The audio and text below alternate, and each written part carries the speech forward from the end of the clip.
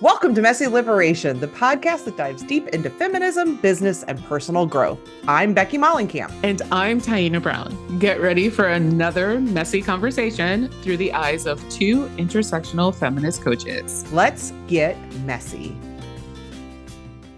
Hi. We don't know what we're going to do today. No. This is exciting. We normally raw dog it, but not as hard as we're going today. We went right in. No lube, just straight to it. Like pounding No prep. it in. Yep. Okay. Enough of that. Last night, as we're recording this, last night was the State of the Union. That seems like a place to start. Okay. I don't want to dwell on it too long because by the time this comes out, it will be such old news. And frankly, it wasn't that interesting. So I don't know there's a whole lot to say, but just wondering if you have any high level thoughts, anything you want to shout out. Didn't even know that happened last night. Nice. That is fantastic. I knew it happened. Didn't watch the first part. Most of it I kind of followed on social media. I watched the end where I was watching it with some commentators that were live streaming it, but talking about it. So I didn't really hear. I was listening to the commentary more than the speech. But I will say, big shout out, as always, to Representative Al Green, who once again made good trouble. He did last year, got kicked out. This year he came ready. And the most, I think, poignant and powerful and timely photo that anyone's going to see coming out of that State of the Union and that's going to be showing up everywhere is before the man even started his speech when Al Green, there's a photo of Trump walking by Al Green holding up a sign that says Black people aren't apes.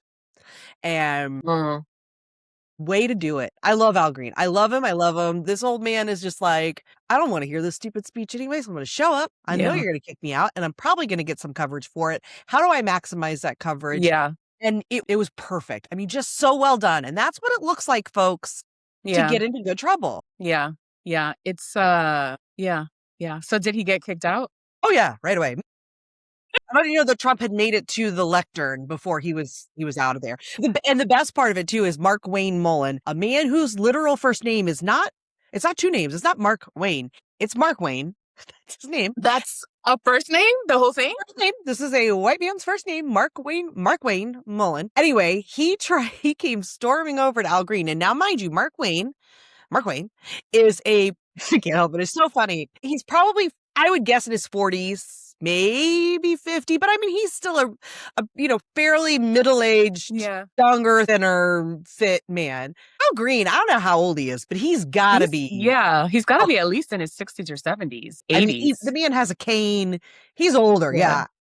And he looks younger than he probably is. Like let's classify as, I would say, elderly.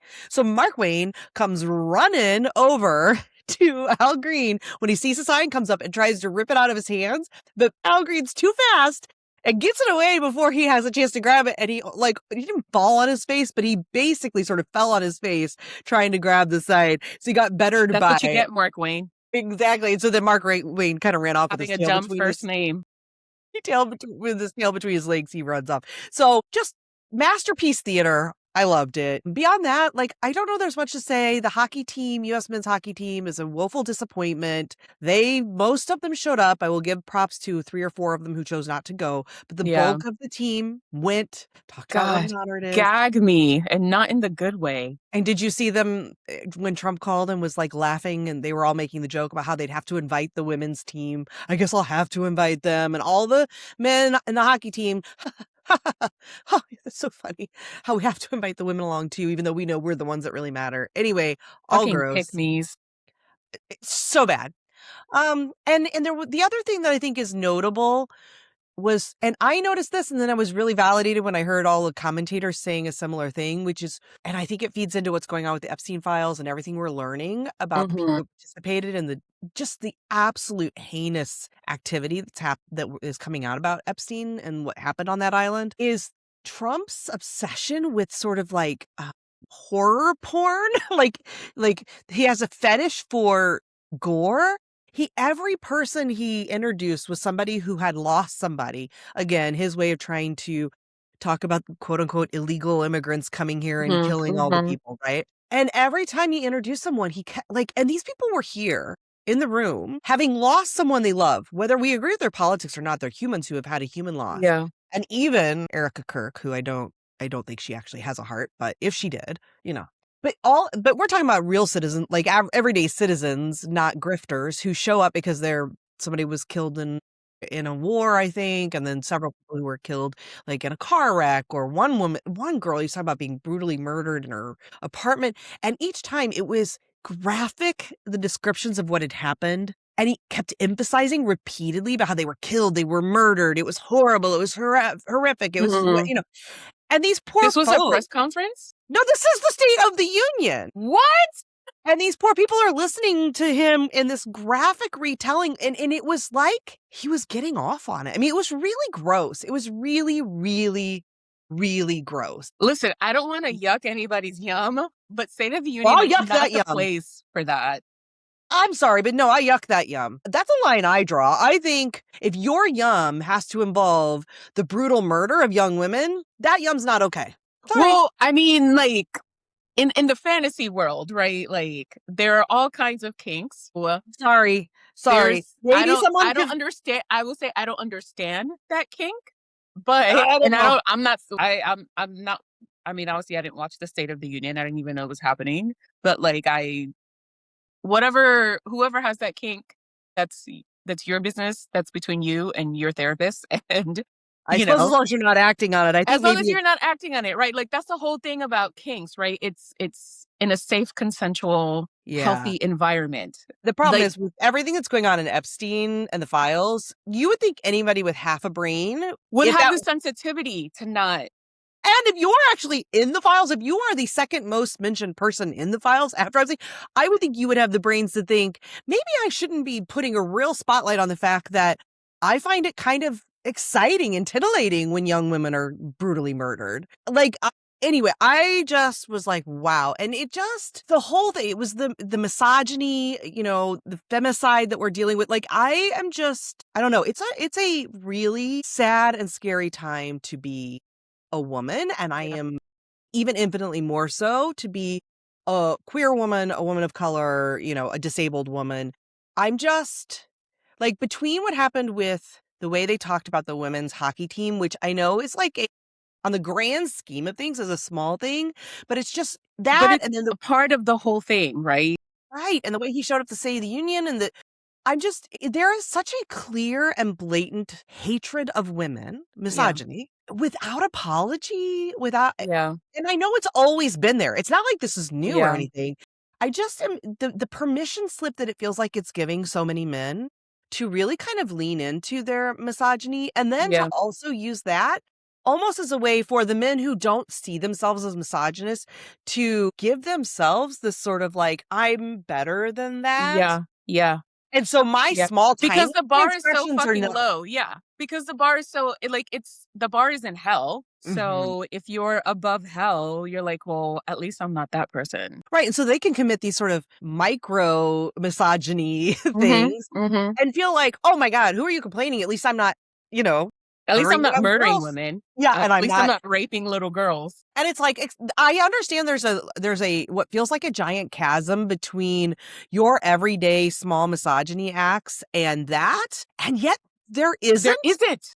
Exactly. And it becomes very hard as a woman, I think, to navigate these discussions with men, because I think it's changing the dynamics to a place where men are feeling so good. Like, most men now feel really good about themselves because they don't do right. And they can't, like, I think it's just reducing any amount of challenging themselves to examine the way they have misogyny and how it Yeah. shows up for Yeah. them. Yeah. Because I think they think misogyny only looks like these most extreme Yeah. examples. Yeah. Yeah. Anyway. And it's the way it's not just how you behave, it's how you think, right? Like your perception of how things are ordered and how gender is supposed to be performed and like out in the world and in your home. And the reason that it's not such a big gap between all that atrocity and the absolute bare minimum is because that kind of thinking is fucking toxic and it will fester over time. And the longer it festers, the closer you become to behaving in a certain way and giving yourself permission to act a certain way that can become atrocious. And so it's to quote boomers, it's a slippery slope. Like, none of it is okay. None of it is okay. Like, it can never be okay. And when it goes unexamined, right, then that's where it gets like, because I know racism is in my body. It's in my Yeah. DNA. It's in my bones because I come from a legacy of racism, Yeah. right? And it has been in my family for generations. So, like, I have that ancestral, like, truly, it's baked into my DNA. And to Yeah. pretend otherwise means that I am giving myself this, like, permission to slip to say, I'm not racist because I don't. And we see this all the time with white people. So Yeah. it's really easy to draw the parallels between what's happening with men because it's like, oh, well, I never used the N word. So I'm not Yeah. racist. Yeah. And that means I don't have to look at any of it, and but it's there. And so if Yeah. I don't acknowledge that it's there, it slips out. This is where these little microaggressions show Mhm. up. And Mhm. eventually, if I can excuse those because I don't see them, they don't count, quote Yeah. unquote, as racism, the ante can just keep getting raised Mhm. until the point where I no longer can even see it. Yep. And now it's not long before I could be using the N word and finding some way to justify that for Yeah. myself as well. Yeah. Yeah. Like, Yeah. it's like these little things build on themselves and continue to create, like, a bigger and bigger permission slip. And Mhm. I don't think if it goes unexamined. Now, when it goes examined, like, yes, I have, like, racism exists inside of my DNA. Yeah. It's there. I may not like that. But when it's examined, you keep it in check. When Yes, it's right? unexamined, it goes unchecked. I see it for what it is. I Yeah. notice those moments where I will say, and, like, I think it's really hard for white folks, and I understand it's probably hard for men to also do this work. It is really hard for us to say, I noticed that I tensed up when that black man came down the street, or when the black man got a little close to me at the store or whatever, Yeah. right? Like, and this is real. This is real for me. I do have that tension. I will notice a tension. Now, the truth be told, I notice tension when any man gets too Yeah. near me. Yeah. But if I'm honest with myself, I know that that tension increases if it's a Mhm. young black man wearing a hoodie, right? Like, Mhm. I know that that's true for me. And now if I let this go unexamined, then I could act on that in ways that I don't even realize because I'm not bringing conscious awareness to it. My interaction with that man could become something that now causes him harm. Yeah. Or I can notice it in the moment, notice the tension in my body and interrogate it and say, why am I feeling this tension? What is it that I am presuming about this young man? What do I actually know to be true?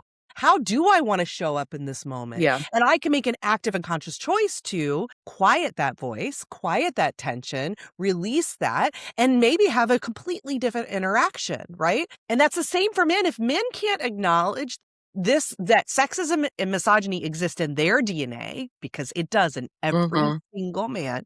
It exists in their DNA. If they can't acknowledge that, then they can't notice when they are seeing a woman and immediately going, I want to fuck her, or I don't want to fuck her, Yeah. or she's a bitch and I can tell this Yeah. that stuff that's there. If they can't acknowledge that, then they don't understand the ways they're interacting with us that are causing us harm. I know the people who need to hear this are probably not listening, but I just feel like I didn't realize I needed to get this off my chest today. Yeah. So Yeah. thank you for hearing me out. But I do. You're I guess I absolutely am triggered welcome. and activated just by what is happening in the ether right now. Yeah. Yeah. I mean, even if the people who need to hear this aren't listening, those who are listening who agree Mhm. maybe now have the language to be able to Yeah. Or even help just to feel further seen. contextualize or feel seen and validated. Yeah. Yes, Yeah. absolutely. You're right. Thank you. You're right. Yeah. That's the public service part of what we do, I guess. The more you know. But it's funny how you don't always realize what's sitting inside of you until you start to like, because I was like, I have nothing to talk about today at all. And But then it just apparently I did. the floodgates open. The floodgates open. I wanted to ask you, have you seen any of the previews for the that Maggie Gyllenhaal movie that's coming I out, have The not. Bride? What's it called? The Bride. What's it about? It's retelling of the Bride of Frankenstein. I think I did. Did I look at it and think this doesn't look like a real movie? It kind of doesn't. Like the first time I saw it, Yes. I was like, is this just like one of those like I didn't know it was Maggie Gyllenhaal. I did see the yes. preview and did not realize it was her. And I remember seeing it thinking two thoughts. One, is this Is real? this real? Like it almost looks like, I don't know, either a spoof or a music video or like it doesn't seem like an actual movie. And two, this isn't for me, not because of those reasons, but because I don't like scary stuff. I don't like gore. I Yeah. don't like whatever. But Yeah. so Yeah. yeah, interesting. Well, yeah, I had the same thought. Because I think I She's saw director. I'm she's sorry. directing it. Yeah, yeah. Okay. I think I saw like a short trailer of it on social media. So I thought it was one of those like social media edits that, some fan of hers or of that genre of movie put together. But then I realized it was a real movie. And we went to see Dracula a couple weeks ago, the new Dracula by Luc Besson. He did The Fifth Element and Lucy. Have you seen The Fifth Element? I have, I love that fucking which I movie. love. Oh my Was God. it Metro Card? Is that what she said? Multipass.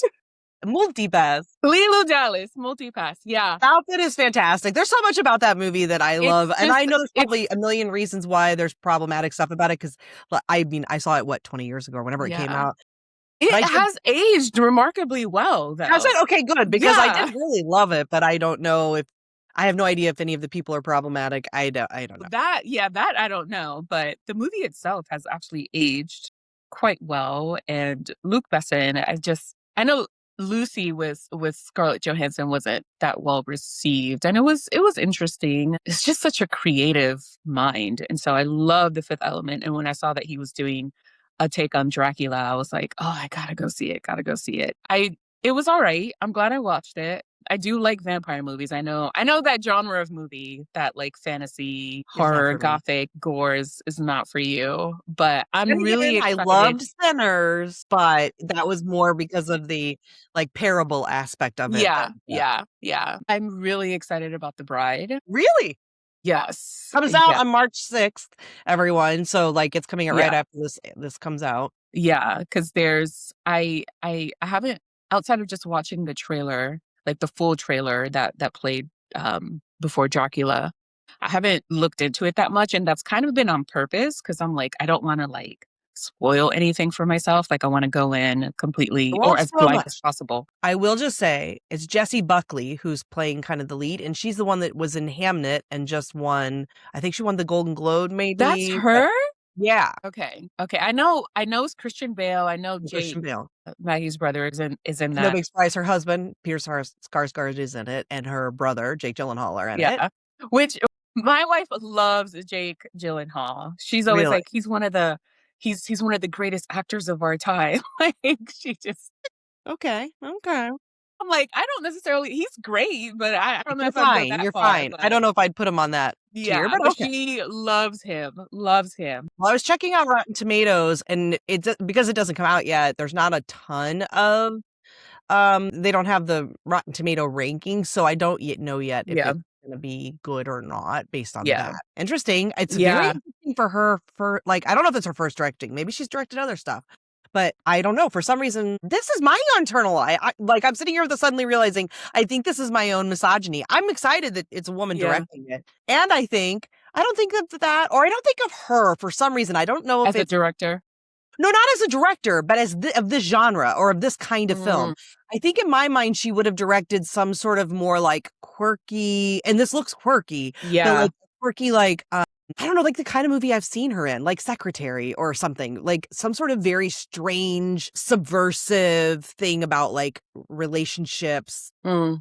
but not like horror or thriller or uh, maybe even thriller, but not like fantasy. I don't know what that is. I don't know. I don't know if I Well, just think I think it's a subversive take it on definitely looks like that. The Bride of Frankenstein because there's a scene in the trailer where uh the monster played by I think it's Christian Bale, he says to the bride, basically he says, oh, he says something like, oh, you're my bride, or you're the bride of Frankenstein. And she says, no, just the bride. And so I think it's a more subversive, like almost like That is magical realism kind of take on it. And so I'm so excited to watch it. Cause it's like, it actually reminds me of, what does it remind me of? Fuck, my mind just went blank. well, But I yeah, trust you to watch it and tell me how it is because I probably will not see it if I'm honest. Unless like everyone in the world says it's the greatest thing they've ever seen and eventually it's on like HBO or some streamer that I have. And even then, I don't know. I don't know. It's so weird, Taina. I used to watch so many movies. I used to go to the movies all the time. And now I haven't been in a theater and other than to mm, see a couple kids movies kid was born. And even movies on streamers, I don't know what it is, but like anything more than an hour, even if I will watch 6 straight hours of one show, I just Movie? can't. I struggle to bring myself to watch a 2-hour movie all the time. I'm like, let's watch a show instead. I don't know what that is. I don't know what that is. I think I don't like the fact that it's only 2 hours or something. Like, I like the ongoing investment in a character, and Like a character study. yeah, I guess, because 'cause I'm also kind of in a book that I like, I will often be disappointed when the book's over, and I'm like and I love it when there's maybe a next one and I get to have more time with Yeah. the character. Maybe that's what it is. I don't know, but so I don't watch a lot of movies, but Yeah. I'm hopeful that it's good, and I do love when women I would love to see more women, period, and then also I would like to see more women writing and directing Yeah. because I have a feeling the story will be very different than the versions of this that have already been Yeah. told by men. In the same way that I can only imagine Barbie would have been very different told by a man and also would have been very different told by a Black woman. And Mhm. so, like, I would also like to see I love that Maggie's doing this. I would love to see more Black women at the helm and more Asian women and more, Yeah. indigenous women because the perspectives are so different. I mean, I feel like Sinners is just that great example of, like, what happens when we don't center the white experience in a movie and how like, what a breath of fresh air that is, Yeah. And just what a different take you Yeah. get. I don't Yeah. know. Did you ever watch Lovecraft Country? Probably not, because it's Is on that the Michael B. horror Jordan? spectrum. No. I know the name of it. I've heard it. I can't remember who's in it. I mean, it's based on a book, right? The person who wrote the book was a white man, and it's about the, like, Jim Crow South. Okay. And so Oh, it's but a TV show. yeah, they turned it into a TV show. I think it was like 6 or 8 episodes, but the showrunner was a Black woman. And so Oh, and it has Michael Kenneth Williams, who died. He yes. was in The Yeah. Wire, and I Yeah. love him He so was much. great. There was I one love episode that, like, kinda highlighted his backstory that, oh my god, Well, whew, now I wanna see this. wrecked Oh, that's me. where Wunmi, that's probably why I've heard of it because Wunmi Masaku, who is in Yes. Sinners, is in it. Yes. And that may be why that's why it's kinda in my as Yeah. people were talking about it with her. Okay, I'm gonna watch. Yeah. What's it on? Yeah. HBO, and I It's have on HBO HBO, Max. yeah. Yeah. It's so good. It's so good because there's this, like, fantasy horror element, but then there's also, like, all the, like, racial and gender stuff that's happening too, and it's like it asks the question, like, which one is scarier, right? Mm. When you live in that world, which one is scarier, right? The real monsters, which are the people, or the fantastical beast, right? That everyone is trying to survive. And so it's just, oh God, it was just everyone was hoping it would get picked up for a second season, and there was rumors that it would be, but then it didn't.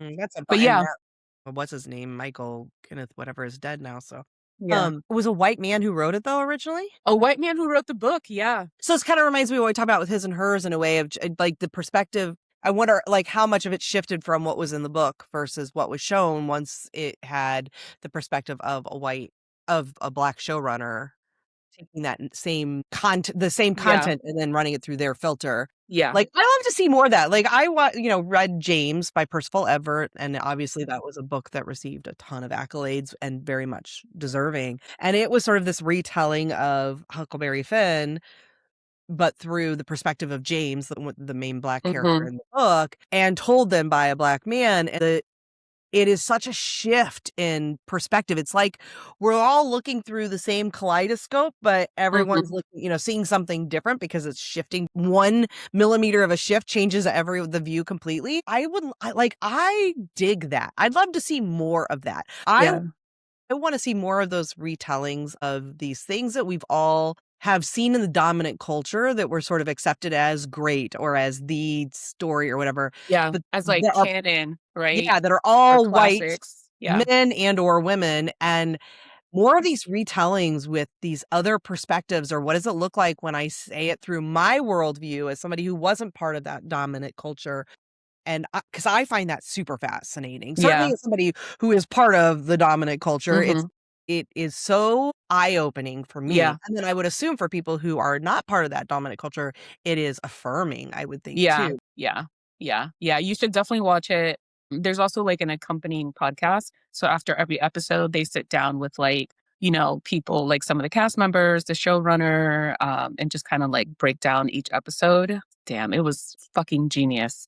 And what was so great about, I mean, there were so many things that were good about it, but it also felt like multi-genre. Like like one episode would be like, feel really like thriller horror. Another episode would feel like adventure-y, Indiana Jones type of adventure. Like another episode was like super romantic. And so it just kind of like, it was a genre bending kind of experience. And so it was unlike anything I've ever seen. Speaking of this sort of shift on historically, like on retelling or Yeah. whatever, a thing that my husband and I just started watching last night. So it's interesting we're talking about this. Have you watched The Burbs yet? It was previewed in With Kiki Palmer?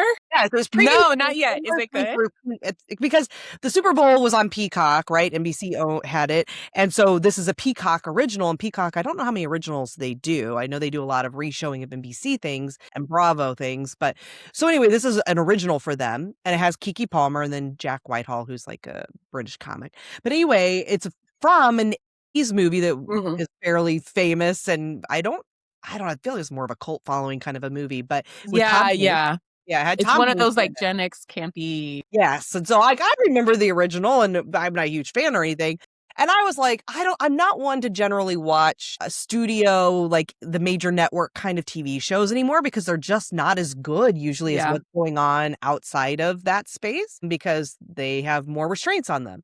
But this is on Peacock, not NBC, and I think it must make a difference because we watched the first half of the first episode and then had to put my kid down and didn't finish it. But we're gonna go back. My husband is like, "I've heard so many good things about it." Now, no, my husband works in, like, a 99% Black school where almost all the other educators are Black as well. So he gets a lot of that, like, perspective from his Black coworkers about things. So he was hearing from them it was good. And I was like, "Okay, well, I'll try it." But I had zero desire to see it when I saw the previews. I do love Kiki Palmer, though. So I was like, She's amazing. isn't she the best? So I was like, all right, I'll give it a shot because of her. We've only watched the first half, but already I've had a couple of actual laugh out loud moments, Yeah. which is huge on a show like this. There's a scene, though, where she goes into her car and she is listening to, oh, shit, I can't remember what song, but she's listening to a rap song with her baby in the back, just trying to keep him kind of happy. And she's like, it's her first day home alone as a Mhm. mom. Her husband's gone to work. She's on maternity leave. So she goes in the car. And like, I think most moms can relate to that moment. But all of a sudden, like, she's listening some rap song. When she rolls down the window, you hear the N word. And I was like, oh, this is not an NBC show because I don't think that They wouldn't have. I don't Yeah. think they'd be allowed to, and Yeah. I was a little uncomfortable with it, but it was very interesting. So then this white woman from the neighborhood walks up, and it's just that, they're bringing all of this, like, race experience into the suburban setting, Yeah. but she has her brother who's still living in her more urban where she used to live. It was apparently more of a downtown kind of a place, and they have an exchange on the phone that's fantastic, and the experience with these white neighbors and this little old lady who is, like, coming up and very much like a Karen. You can tell she's kinda like, "What are you doing here?" And then she's like, "Oh, you're the one he married to." What'd she say? She said something like, I wish I could remember because you could tell she was gonna say black, and instead she used some other BLA word and changed Yeah. it to, like, I don't remember what it was, blatant, but that wasn't it. But anyway, they're hitting on a lot of these things about this experience of being a Black woman moving into a suburban environment. And I'm excited to watch it, but it's being run by the producer, the writer is a Black woman. And Mm. obviously the movie originally was not. I mean, it was written by Yeah. I think, a white dude and it had a all white cast basically. So I'm excited to sort of check it out and see. It feels like it's in line with kind of what we're talking about here, but on that, Mhm. like, silly fun kind of level. Yeah. And yeah, things that I don't think would have made it into a version written by a white person, or should, because they wouldn't be appropriate for a white person to Yeah. be saying, Yeah. but that feel right on, and it also felt kind of the moment. So Yeah. anyway, check Yeah. it out. So it's on the streaming. Yeah, it's on Peacock We stream. don't have Peacock. Yeah. You can't have all the streamers You because it costs can't. $1 million flipping dollars, but You can't. You really can't. Okay. If I ever get access to Peacock to Peacock. yeah, well, we'll see, and I'll give it a little more and report back if I remember to. But, half of an episode in, and I'm really enjoying it, Yeah. and I do love Should Keke Palmer. you know what? I'm actually gonna start calling Peacock the Rainbow Cock. Ooh, I Yeah. like it. I'm gonna do Yeah, that. I'm gonna do yeah. that. Yeah. Well, and I mean, it's all of the housewives are there, which feels very gay ultimately. I think gay men make up, like, I feel like at least 90% of the The Bravo viewership. audience, yeah. Yeah. And I did Yeah. actually restart watching some of my Housewives, which I haven't done in, like, over a year. So that's been very interesting playing a little catch up and watching some of those people, and just the disgust I have, and yet there I am. I You again, just maybe can't help yourself. I might be at a place where I'm needing some affirmation of like, making myself feel better or something, because it definitely that's what it does for me. It gives me that we've talked about this in the past, but it gives me that feeling of like, well, At least I'm not them. at least I'm better than that. At least I have more awareness than that. At least And we've circled back. I care more about people than that. Like, yeah, I don't know. It does give me a little like righteousness that maybe Yeah. I'm feeling I Yeah. need. And maybe that's because my cup is feeling a little empty right now because of the Yeah. world. I don't know. How are you managing? Just I'm not. My sleep has been I was actually either gonna text you this or bring it up on the podcast or some other time. Like, I think I'm hitting perimenopause because, like, to it. I am This is the having just greatest. I feel unhinged. Like, I haven't been able to sleep. Uh, I my tits hurt, like, all the fucking time, Do your ears itch yet? and my ears itch all the Like time. like you can't get Like, I there's can't get I an itch I can't scratch. it's the itch. It almost feels like it's in your brain, the itch. And it's just like it Yes. doesn't matter what Yeah. I do. And it's Yes. yeah, like I wake up, like, drenched bizarre in shit. sweat around my neck, like, Oh, I get it right in my just cleavage. yeah, like, oh god, It's like, wicked. I feel awful, I feel awful. Well, I will tell you, friend, go see your gynecologist and don't let them if your gynecologist does any sort of like minimization of it, Mhm, go to a new one. The problem is that perimenopause has only really recently, and I'm saying like the last decade or less, mhm. have they been teaching gynecologists anything About how to beyond, manage "Yep, it, yeah. it sucks, good luck." I mean, I've literally heard that conversation when I remember probably a decade ago, well, maybe a little less because when I was pregnant, and I remember hearing a woman in the room next to me in my gynecologist's office, and the doctor saying basically that, "Yeah, it sucks. That's what it is, That's what it and is, yeah. just, basically no better than good luck." And I remember thinking like, "Oh, I'm so glad I'm not going through that." Yeah, And now here I am, and thankfully, that very same doctor that I see has increased her knowledge and is now able to say and she has said, like, "That was all I had. That was the yeah, resources I had at the time, and now we are in a different place." And so, thankfully, the right doctors who have been learning yeah, can help you figure out medication solutions and other solutions that might help you because we shouldn't have to fucking suffer yeah, because the medical industry hasn't bothered to study women. yeah, yeah. The brain fog has Ugh. gotten 10 times worse. My memory, like, literally, I have just blank spots in my memory, and I'm just like, that's very worrisome to me. It sucks because then you also start to think, "Well, I'm not getting younger. Do I have early onset Alzheimer's?" Like, Yeah, I'm like, am yeah. I fucking going crazy? I mean, I have it where I can't think of a person's name that I've known for 20 years. And I feel embarrassed. I feel stupid.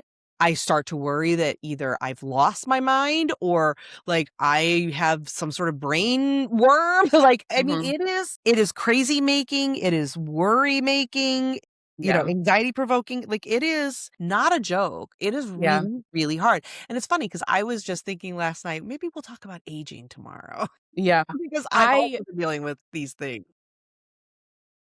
I think I mentioned to you I was, like, writing, like, a long fic, and I'd written almost, like, 50,000 words, and I printed it all out to hand edit it because I cannot edit on a device. Like, my brain just cannot wrap itself around that process. Like, I have to hand edit, and it took me weeks to edit it. It was, like, 100 pages, and I had a binder with my outline, with my notes, with, like, sticky notes for additional scenes that needed to be put in. It's missing. I have no idea where it is. Mhm.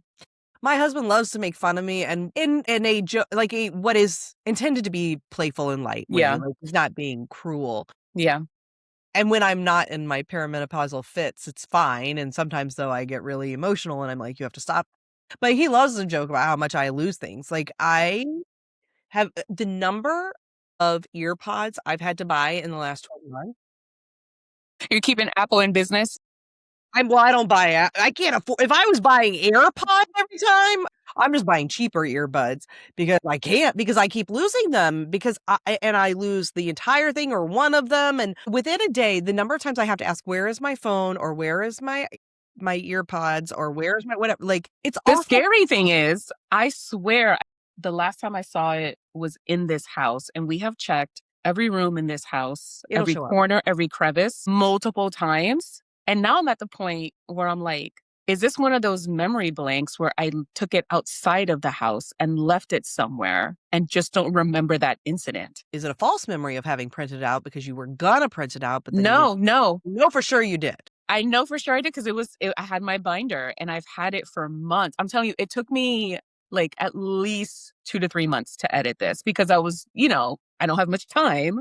I don't have much energy. So I'm doing it like little by little. Wonder where it is in the world. Well, if you found it in Baltimore, return it. That's scary. Yeah, I know. And I know it's probably not something you want just out and No, everyone. no. So I've had to start over from scratch. So, Not, which is you mean unfortunate. from editing from scratch. From editing from scratch. Yeah. It's like, that wasn't like that wasn't your only copy. No, no. I have a You copy remember in Love my Actually? docs, but it's like the old copy. It makes Hmm? me think of Love Actually, where he's using a typewriter for his Oh my manuscript, God, and that then the pages scene. fly into the lake, and I'm like, oh God, this is why we don't use a typewriter, people. I know Yeah, there's some yeah, to people who stop still being fucking pretentious, let's Uncle not, yeah, Jamie. don't write longhand, Yeah, don't yeah, typewriter. yeah. You need a place Well, that auto saves. Auto save. in other news, my hilarious wife just like She is hilarious. had me the number of absurd things that come out of her mouth on a daily basis. Like, I laugh entirely too much for one person in this home. It's fantastic. And so I had to post some of it online yesterday because I'm like, this is like, you're just ridiculous. Like, I just have to share how You just need a, like, hilarious you Yellow are. Says, like, account. So I'm just going to read some of them to you. Let's see. Part one. She went to the grocery store, to the pharmacy. So she comes back and she says, hey, I got your meds. They wouldn't fill your antidepressants though. And we just had like an insurance change. And, insurance is like whatever. So I'm just like, fuck. I'm like, why not? And she says, oh, they actually said orgasms are better for depression. And I can give you those and you can have more than one a day. Good for her. I love it. Then, not 5 minutes later, she says, guess what me and my physical therapist talked about today? Okay. She sees him like once or twice a week. They're besties. They talk about everything. And I was like, what? And she said, he asked me if I'd ever seen Heated Rivalry. He said he saw his wife. He couldn't get enough of it. And then she was like, and then we talked about the Epstein files. Nice. I was like, that's a whiplash kind of conversation there. Right. I threw her a bag of chips because she wanted a snack. And we had like these little, like, it's still snack size chips that you like give to kids in their lunch bags. And she was like, why do you keep throwing things at me? I need you to throw that ass at me. She has the mouth of a cishet man. Yes. Yes, she does. Yes, she does. I was laying in an armchair with like my legs over the arm. And she was sitting like on the couch right next to it. And she put her face on my foot. I was wearing socks. And I said, my socks are dirty, right? She says, I don't care. Put it in my mouth. Sorry, that one went too far, Mello. She's fucking absurd. Yeah. Yeah. This is like, I won't lie. a It sounds glimpse into similar my to life. being married to a cishet man, but Yeah. probably with a lot of benefits that don't come with being married Yeah. to a cishet Yeah. man. Yeah. But that is similar to a lot of the sorts of things that I have Mhm. also heard in my Yeah. relationship. Yeah. When I laugh, she's like, you think I'm joking? I'm being serious. Well, that's good. I mean, listen, the key to a long-lasting relationship, Is laughter. laughter, friendship, Yeah. communication, and to some degree, attraction. Yeah. Whether that is sexual or not, but like a desire to like A desire to be with that person. yeah, exactly. So it sounds like you guys are hitting kind of all those things. I Yeah. think that's great. Yeah. And but I also think eating dirty socks is gross. I don't mean to yuck yums either. Listen, I guess I do have some judgments around kinks because that's another one I just don't know if I can get behind. But that one I'm saying, if you're into it, go ahead. Just I don't want to know about it. Just for the record, I am not putting my dirty socks in my wife's mouth. Okay, good. I hope she's okay with you putting that business out there because She is. She is. I mean, I put it on social media, so yeah, and I can also see her being like, "I'm famous. Like, I don't think she would care. I think Yeah. she'd just be like, "Yay, they love it. They love my dirty Yeah. sock story." Yeah. Well, She thinks it's hilarious. But, yeah. all right. Well, we have to wrap up because we're going straight from this to doing a live A event. live event, We're yeah, for the excited coaches about. circle. Exactly. Yeah. So we're gonna head out a little. Well, this isn't that early, honestly. I think we did all right. Yeah. Yeah. All It's right. a little shorter than normal, but not by much. Not by much. Thanks, everyone. And this is gonna air in March. Can you believe it's? I It's mean, already yeah. it's almost March. Oh, Jesus, and our I time just want to flies. end by my birthday is this weekend. So as this comes It out, is this weekend. yeah, it's my husband's birthday the day this comes out, and my birthday was 2 days before that. And I can say, because if he listens to this, it will have already happened. I threw my husband a surprise party, which I'm doing this coming weekend. So after this comes out, it will have already happened. But right now, I'm in the anticipatory phase Yeah. of planning a surprise party with like 50 to 70 guests, depending on if you count kids. Which they're humans, so they should count. Yeah. So close to 70 people coming to this party, including Oh, his it's gonna mom. be so fun. His mom flying in from out of state. He doesn't know. I don't think he has a clue. You know, there's always this part of me that's like, does he know? And he's just not pretending like he doesn't know. But I really think he doesn't know. A child is flipping giddy, and I'm terrified it's going to spoil it because he's so excited because he's in on the secret. And I think he's probably like, why are you so distant? Because it is really hard when you're planning a party for your best friend and you want to tell your best friend about all the things you're doing. Yes, yes, yes. That's I'm the like, thing I about want to talk. I'm like, your mom's coming to town. I want to be like, oh my God, this person said this about the party. And like the coordinating of the plans with his friends and me knowing about was like the whole time I'm sitting there wanting to like, I'm like, you're my best friend. I just want to share this with you, but you I'm can't because laughing. it's I'm for hoping him. like, Yeah. and yeah, and so then I feel like every time I'm afraid that if I talk, I'm gonna talk about it. So then I just can't talk. It's like I haven't been talking to him much all week because I'm so afraid I'm gonna spoil it. Anyway, the planning, I don't do surprise. Like I don't really plan surprise parties, and so this is a It's big gonna deal. be awesome. I'm so excited, so nervous, and it kept me up last night. We're still like 3 days away, and I can't sleep because I'm so like thinking Oh, I about can't wait to everything. hear about it. I just really hope he doesn't know, like, even though it doesn't Either matter way, he's gonna have a ultimately. great time. I know, right? Like, Yeah. I know that, and yet there's this part of me is like, I just don't want the surprise to be spoiled because 'cause I'm so excited. Yeah. Anyway, maybe next week I'll let everybody know how it went. Yes, definitely. Alright. Well, happy birthday to me and to Happy my birthday to you and happy husband. birthday to your hubby. Yes. Alright, we'll see you next month. Bye. Well, when this airs, I guess it'll still be this month. We'll see you again this month. Thanks for listening to Messy Liberation. Thank you so much for your support and for listening today. Until next time.